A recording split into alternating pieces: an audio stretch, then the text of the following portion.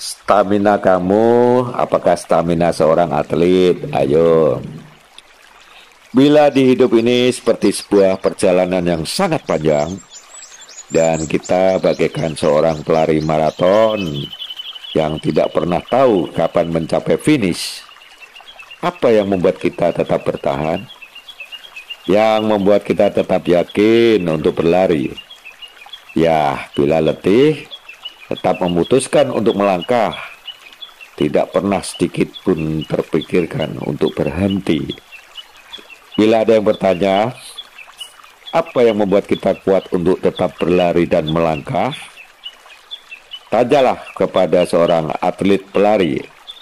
Jawabnya pasti satu, stamina.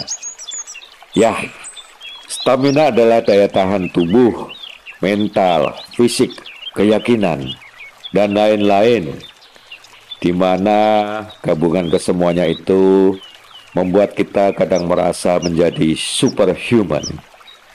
Pernah kan kita melihat seseorang yang kala bekerja atau di kesehariannya tidak pernah dia terlihat berhenti. Bahkan ada yang bertanya, sepertinya orang itu kok gak ada capeknya ya? Fenomena lain lagi, pernah gak melihat rombongan burung yang terbang di angkasa? Biasanya warnanya putih, kakinya panjang. Kalau orang Jawa bilang sih, burung blekok.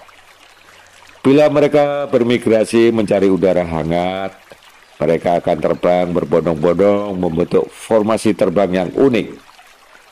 Menempuh jarak puluhan ribu kilometer, terbang lintas benua. Dan para ahli yang suka bertanya aneh-aneh mulai berpikir, apa yang membuat mereka mempunyai stamina yang luar biasa? Terus, andai kataan ada yang lelah, ada burung yang sakit, apakah mereka akan ditinggalkan rombongannya? Mulailah mereka meneliti, dan beberapa penemuannya cukup mengejutkan. Ternyata formasi terbang dan gerakan sayapnya yang berseragam, seperti ada yang memberi komando, ternyata mengandung banyak manfaat. Mereka menggerakkan sayapnya dengan rileks, dengan berirama. Dan ternyata gerakan sayapnya itu memberikan tambahan gerakan dorong kepada masing-masing sayap burung yang berada di belakangnya. Ibaratnya, andai dia terbang sendiri, satu kepakan sayap yang kuat akan memberikan jarak hanya 1 meter. Maka, bila mereka terbang bersama, satu kepakan sayapnya akan memberikan jarak tempuh yang lebih jauh. Bisa mencapai 2-3 kali lipat. Namun, dengan menggunakan energi yang tidak berlebihan. Sangat luar biasa kan? Bagaimana bila ada yang sakit? Burung yang sakit, letih, atau lemah, maka rombongan burung itu meletakkan burung-burung yang sakit tersebut di posisi yang cukup aman. Lalu, apakah burung sakit itu akan diam, menggelayut, atau menjadi beban di timnya?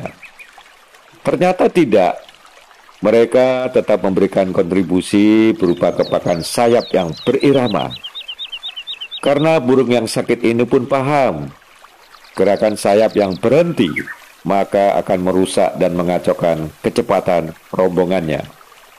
Nah, mau menempuh perjalanan yang panjang dengan stamina yang tinggi, mulailah kalian berkumpul untuk mendapatkan kelompok yang saling memberikan kontribusi.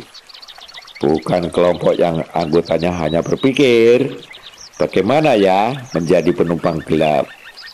Oke, terima kasih. Selamat malam semuanya.